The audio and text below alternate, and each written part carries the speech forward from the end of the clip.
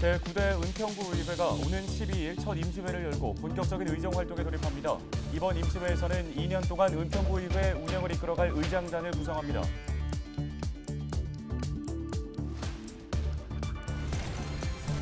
코로나19 확진자가 다시 증가세로 돌아선 가운데 서울 지역의 신규 확진자는 사흘 연속 4천 명대를 기록했습니다.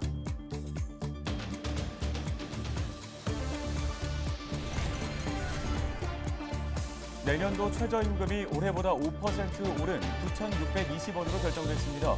소상공인연합회는 이번 인상은 소상공인들의 어려움을 외면한 결정이라며 최저임금 동결을 촉구하고 나섰습니다.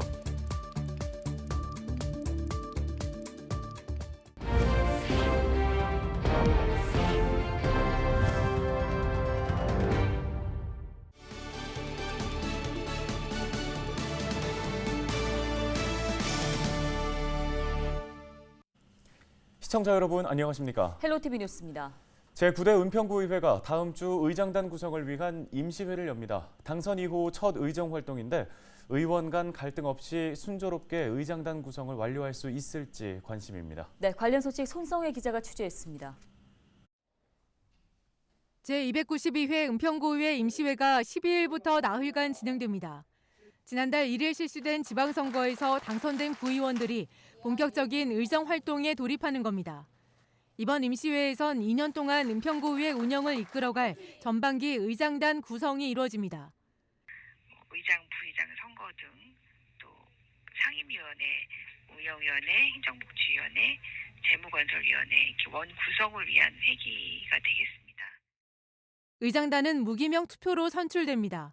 재적의원 과반수 출석, 과반수 득표로 당선이 결정됩니다.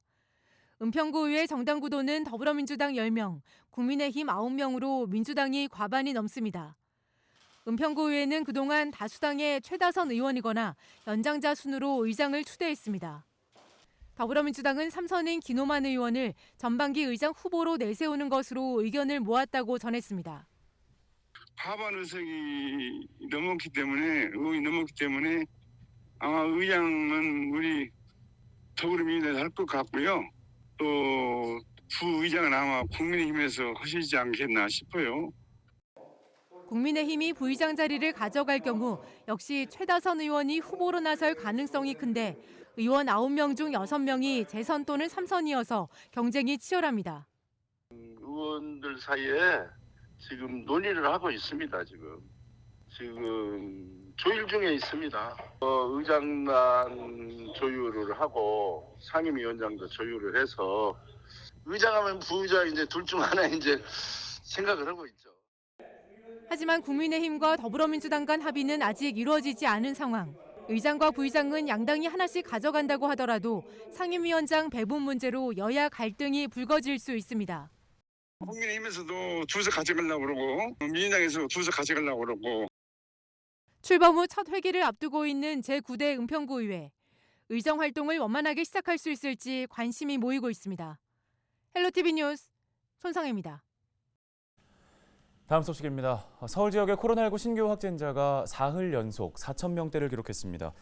서울시는 7일 0시 기준 신규 확진자가 4,580명 발생했다고 밝혔습니다. 코로나19 관련 사망자는 1명이 추가돼 누적 사망자는 4,901명이 됐습니다. 확진자가 늘면서 일주일 전 7,000명대였던 재택치료자는 17,000명대로 2배 이상 늘었습니다. 코로나19 중환자 병상 가동률은 22.8%로 아직 여유가 있습니다. 서울시가 청년 대중교통비 지원 사업 2차 모집에 나섭니다. 이번 사업은 만 19세에서 24세 청년에게 대중교통 이용 요금을 지원하는 건데요.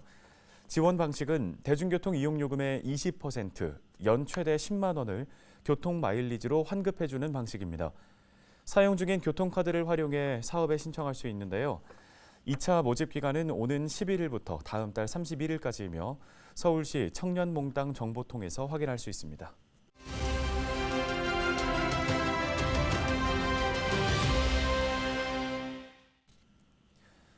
소상공인연합회가 소상공인들의 부담을 호소하며 내년도 최저임금 동결을 촉구하고 나섰습니다.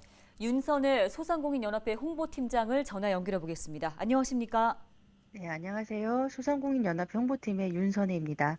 예, 2023년도 최저임금 9,620원으로 결정됐습니다. 연합회 측에서 결정에 동의할 수 없다는 입장을 밝히신 거죠? 네, 그렇습니다. 저희 소상공인연합회는 이제 논평을 통해서 이번 최저임금 인상은 소상공인의 절규를 외면한 무책임한 결정이라는 입장입니다. 저희가 입장문에서 최저임금의 과속 인상이라고 표현했는데요. 지난 5년 동안 최저임금이 42% 상승한 것에 대한 의미도 포함하고 있습니다. 네, 실제로 이 소상공인들이 최저임금에 부담을 느끼고 있다는 통계도 나왔다고 하죠. 네, 그렇습니다. 저희 연합회에서 5월부터 소상공인을 대상으로 최저임금 영향에 대한 실태 조사를 2번 했습니다. 1차 결과를 보면 현재 최저임금인 9,160원도 부담이라고 응답한 응답자가 총 84.7%로 나타났습니다. 이 84.7%의 내용을 좀 더 살펴보면요. 매우 부담이라고 응답한 분이 60.7%였고요. 부담된다라고 하셨던 분이 24%로 나왔습니다. 또 같은 맥락에서 최저임금의 동결을 원하는 소상공인이 87.1%로 나타났고요. 2차 실태조사에서도 나홀로 사장, 그러니까 혼자 영업을 하는 사장의 비율이 68%로 나왔습니다. 이것은 이제 가족 종사자를 포함해서 유급으로 유급 종사자가 없는 경우를 의미하고요. 종사자 관련된 애로사항에서도 임금이나 사대보험, 즉 인건비에 관련된 애로사항이 75%가 부담이라고 응답을 했습니다. 네, 실제 정부가 최저임금에 대해서는 이제 방안들을 마련해야 한다는 입장인데 어떤 방안들을 내놓아야 한다고 보시는지요? 아, 그래서 저희가 요번에 이제 최저임금위원회 결정 과정에서 계속 주장했던 게 최소한 동결은 해야 우리 소상공인들이 현재 생업을 유지하는 데 조금이나마 보탬이 된다라고 해서 동결을 요구했던 것이고요. 더불어서 소상공인들이 이러한 지불 능력에 대해서 좀 최저임금위원회에서 고려해서 또 업종별 구분 적용이라든가 이런 부분에 이제 반영을 해줬으면 좋겠다라고 요구를 했던 것이고요. 또 같이 요구했던 것들의 하나가 주휴수당 폐지를 요구했던 것입니다.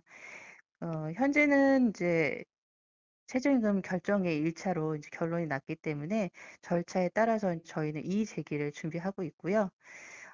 좀 더 이제 구체적으로 이후의 방안에 대해서 논의를 한다면, 저희 연합회 차원에서는 이제 최저임금뿐만 아니라 여러 가지 소상공인 현안에 대해서 정부의 제안할 방안을 이제 준비해서 이제 논의를 할 예정인데요. 그래서 아직 논의 중이라 조금 공식적인 어떤 입장은 좀 아니라는 점을 감안하고 들어주시면 좋을 것 같습니다. 우선은 장기적으로는 그 소상공인의 지불 능력이나 주휴수당 등을 반영한 최저임금 제도의 개선, 이 부분이 일단은 필요하다고 봅니다. 근데 이런 부분은 사실 장기적인 부분이라서 지금 당장 경영에 어려움을 호소하는 소상공인들에게 너무 먼 이야기고요. 그래서 현실적으로 보면 이번 최저임금 결정에서 늘어난 인건비 상승분만큼을 정부에서 지원하는 여러 가지 방안을 좀 생각해 볼 수 있지 않을까 싶습니다. 그래서 이번에 결정된 게 9,620원인데요. 이거를 적용해 보면 종사자 1인당 월 10만 원 정도 인건비가 상승한다고 볼 수 있습니다.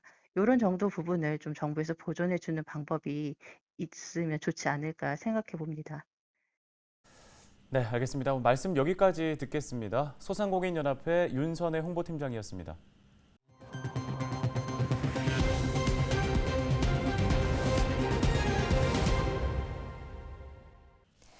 은평구가 민간 어린이집을 대상으로 전기레인지 설치비를 지원합니다. 가스레인지를 전기레인지로 교체해서 어린이집의 실내 공기 질을 개선하고 화재 위험성을 줄이기 위해서인데요. 은평구는 예산 5,300만 원을 들여 민간 가정 어린이집 66곳에 전기레인지 설치비를 지원할 계획입니다. 설치비 지원액은 어린이집 한 곳당 80만 원으로 설치는 오는 10월까지 완료 예정입니다. 양천구가 연말까지 폐형광등과 폐건전지 수거함을 전수조사해 낡고 오래된 수거함부터 순차적으로 교체해 설치합니다. 현재 양천구에는 공동주택, 주민센터 등 453곳에 폐형광등, 폐건전지 수거함이 설치되어 있는데요. 양천구는 전수조사 결과를 바탕으로 새 수거함 100개를 설치할 계획입니다. 이외에도 거주지 주변에 오래된 수거함이 있을 경우 양천구청 청소행정과나 해당 동 주민센터에 교체 신청을 하면 됩니다. 아파트 경매에서 서울의 낙찰가율이 올해 최고치인 110%를 기록했습니다. 낙찰가율은 감정가 대비 낙찰가의 비율로 100%가 넘으면 감정가보다 높은 가격에 낙찰된 걸 의미합니다. 법원 경매 전문 기업인 지지옥션은 7일 서울의 아파트 낙찰가율이 전달보다 13.2%포인트 오른 110%를 기록했다고 발표했는데요. 대출 규제와 금리 인상의 영향을 받지 않는 강남권 고가 아파트가 높은 가격에 낙찰되면서 서울 아파트 전체 낙찰가율을 끌어올린 것으로 분석됩니다.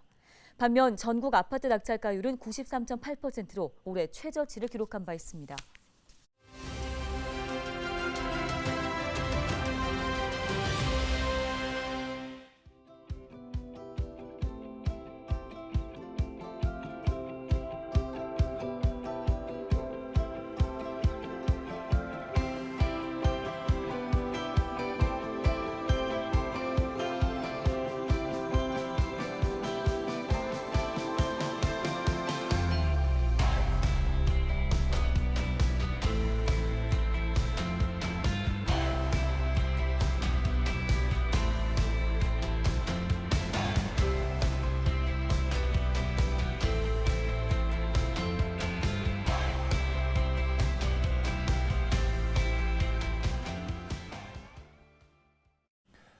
오늘 헬로티비 뉴스가 준비한 소식은 여기까지입니다. 시청해주신 여러분 고맙습니다.